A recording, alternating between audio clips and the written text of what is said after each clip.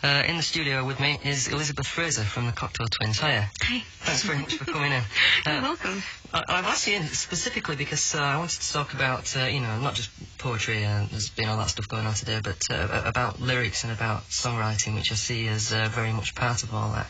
And I suppose I wanted to say, first of all, can you say something about the lyrics, the Cocteau Twins lyrics, how you go about sort of writing songs, where that comes from? It depends where I'm at in my head. I mean, a song like Whale Tales that you just played. The lyrics are words that I found by going through books and dictionaries written in languages that I don't understand. And then put them all together? Yeah, I mean, the words don't have any meaning at all until they're sung, until I sing them. So will you start off with a particular subject in mind, or have you just really sort of collected these words like a butterfly collection and pieced them all together to make... I did. I mean, I did it to sing so that I could sing something that wasn't just, And are they words that fit your voice, in a sense? Once I sing it, they do. Right. And then there's that sense that when you speak them, they then come to life, they have a life of their own? Well, I'm looking at these words now, and it just looks really clear. Is that the sort of scrapbook, as it were, from when you wrote that particular song? Yeah, I pulled these out of, We're just looking at all these lists of, it's like the football pools or something, so there's 7 or 8 lists of particular words. My house is full of this stuff. It's just full of it. I get a bug for words. Right. And, but I don't know what any of them mean. And, can you just read us some out, so run down one of those columns? Well, I'll read you the first part of Whale Tales. Cute maculata, loxalomi, yofola vola cocola fuloninak, which I have no idea what it means, but... And where did you get them from? I can't even remember. I mean, I just pull them out of foreign languages books and stuff like that, and... So you said that's the first part of Whale's Tales, what you've just been hearing. I think we've actually got a snatch of that. Maybe we could just play it in.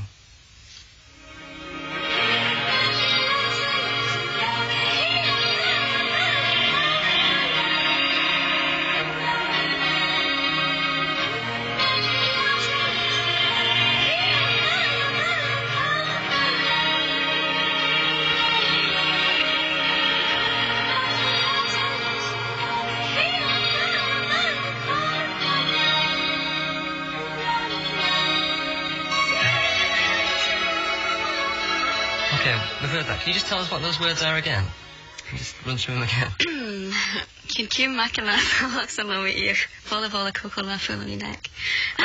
How do you remember that? I mean, when you get out there to sing. They do, and the melody, you just remember the melody. And I don't know, I just do. I just do. I mean, the music and the singing and the words created the feeling. And I had a freedom doing this that I didn't have singing English. And has your writing style changed since that time? Oh, yeah. I mean, I just didn't have the courage to sing English. Right. I felt like I was shark bait. I felt inadequate. I didn't feel adequate as a lyricist, and so in a sense, there's kind of a cover-up there going on. Oh, yeah. It's a coping skill. Right. Really. And how does that work now? I mean, the last couple of albums. I may resort to this again. I mean, it just stopped working for me. It just did. And I found that when I tried to do this, I wasn't singing from my gut anymore. I wasn't. I just had to move on, and so I began to sing lyrics again that people would understand. Right. As in the lyrics on Heaven Las Vegas and things like that. Yeah, I mean, there was still a bit of this kind of stuff going on then, sound rather than meaning. But I know Lawrence from Felt, I once heard him say that, they've got all these kind of jazzy titles for records and everything, and people say, is this poetry, where do you get all this from? He says, these are just words that I found, and I've made most of it up. And it just sounded so wonderful, he sounded so elegant and eloquent and everything. Yeah. He is. Because you did a bit of singing for them at one time, didn't you? Yeah, I did one song. Right. I did backing vocals on one song. Oh, and was that because you were specially invited in, or you just hanging around the cafeteria when he was going through? I was hanging around, so I usually just ended up on it because Robin was producing. Yeah. You know. So what's going to happen to all these scrapbooks? I mean, they're brilliantly sort of conceived. Are you going to sell them to Austin University in Texas? Then? Oh God, no. I mean, I don't want to know what they mean because it's going to be ridiculous. You know, I'm going to be singing about plum pudding and God knows what else. You know. But it served a purpose. Yeah. You know. Yeah. I really got a freedom from it. And it worked. It did work for me. I remember sort of driving to work in the car, and I was playing your albums, and I was trying to kind of mouth these words, and I'm thinking, I'm sure there's something going on here that I'm not quite sure about. But I look like a goldfish there in the car, and sort of saying and screaming all these things. We're going to play Bluebeard in a minute. Is that a song with a particular subject that started out as a subject rather than a sort of sense? That album. For Counter Cafe was really I knew I had to. I was in a place where I needed to be more honest with myself, so I immediately knew I was going to be singing lyrics. That song like Bluebeard, the title is obviously very angry. Yeah. At the time I felt very trapped, and I was feeling my feelings for the first time, basically. And I was experiencing old anger and new anger. 30 years of it, really, all at the same time, all at once. Bluebeard's not exactly a term of endearment, is it? Oh, no. But, and do you feel sort of untrapped by writing the song, then? Is it a kind of... It's not enough. It helps, yeah. but it's not enough. You need to do other things, you know. You need to take action. But yes, it does help, especially because I really affirmed myself with this song.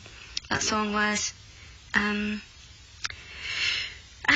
was writing the way a responsible adult writes, and it's about waking up, and I was doubting and questioning, and I even made my declaration, you know. Well, let's play it and let's listen to it. Okay.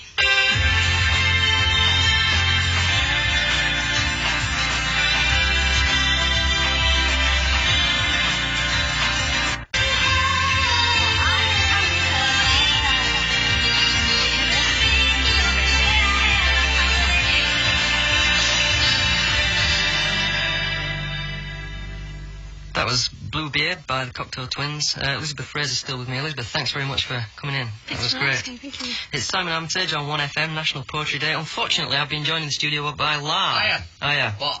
How are you? No, I'm alright, Tal. Yeah, no, hiya, Elizabeth. You're alright. It's not bad. I mean, you're like grubbing you do. It's alright, isn't it? It's not bad. But, I mean, poetry, you know, I mean, people are only into it if it's about pop music, aren't they? And I mean, it's like 11 o'clock, we've got an hour to go. We don't have everybody to turn off, do we? I mean, no offence, I'm like, you know. surprised you can show your face in here after that last effort. No, listen, like I say, I mean, you know, Cheese has asked me to come in and bail the show out. Well, he hadn't actually, he's told me to keep out. But I've written a couple of poems here. And, I mean, I've already done one. That was alright, wasn't it? That one about you? Yeah. Not bad. But I've written a poem about the Beatles. Oh, yeah. Well, they were quite popular, weren't they? Very popular. Yeah, and I thought that would just sort of help you out, really, you know. Slip it in there. Yeah. Yeah. I could have gone, ho-ho, you see, but it's a serious show, so I didn't. You see, 'cause that's the kind of guy I haven't got my serious head on tonight. All right, then. Do you want me to do it? Yeah. Well, this one's called A Poem About the Beatles. Good title. Yeah. George Harrison was a Beatle. His wife scarpered with Eric Clapton. Eric was a mate of his, so he felt betrayed. In fact, he felt that he'd been... Crapped on. No!